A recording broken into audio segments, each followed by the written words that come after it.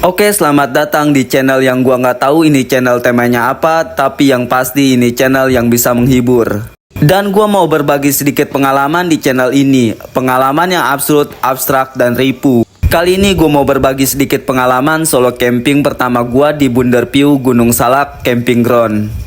Karena gue mumet sama hiruk pikuk kehidupan yang penuh dengan drama, toksik, akhirnya gue memutuskan camping dengan alat seadanya. Dan mungkin banyak dari kalian ingin liburan terkendala oleh budget atau apapun itu, semoga kalian tetap bisa bersyukur.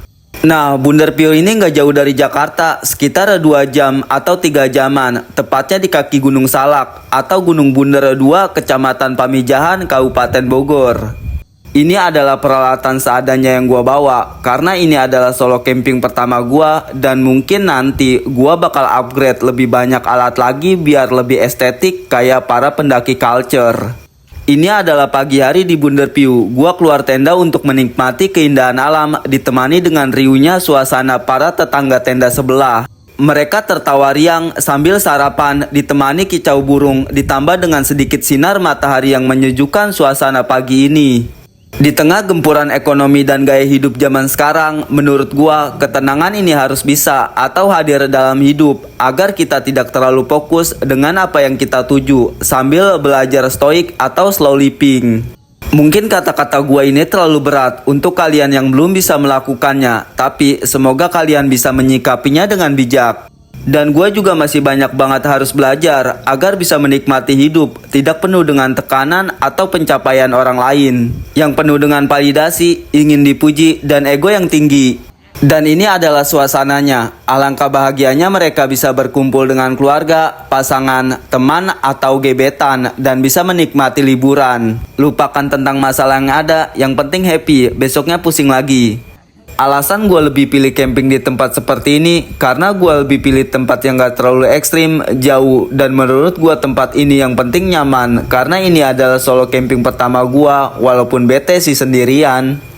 Tapi di sisi lain gue harus terus mengeksplor skill atau mengupgrade diri gue agar bisa terus bermental layaknya sang pendekar. Nah, balik lagi kita ngomongin Bunderpiu. Tempat camp ini gue dapat informasi dari Instagram, nanti gue tulis di deskripsi.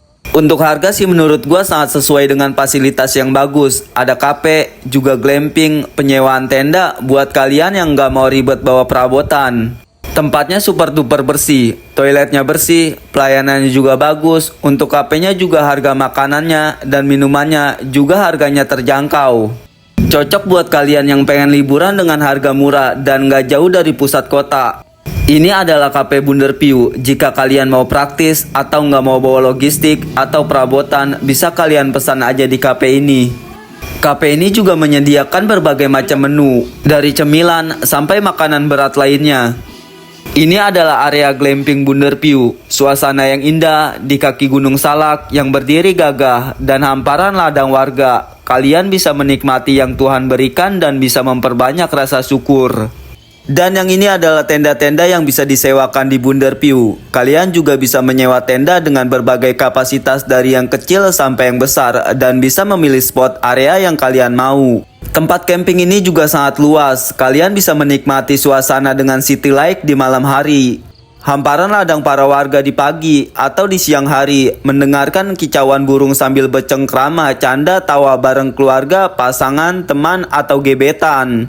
Karena camping memiliki banyak manfaat bagi kesehatan fisik maupun mental. Manfaatnya termasuk mengurangi stres, meningkatkan kualitas tidur, memperkuat sistem kekebalan tubuh, meningkatkan aktivitas fisik, serta mempererat hubungan sosial dengan keluarga dan teman.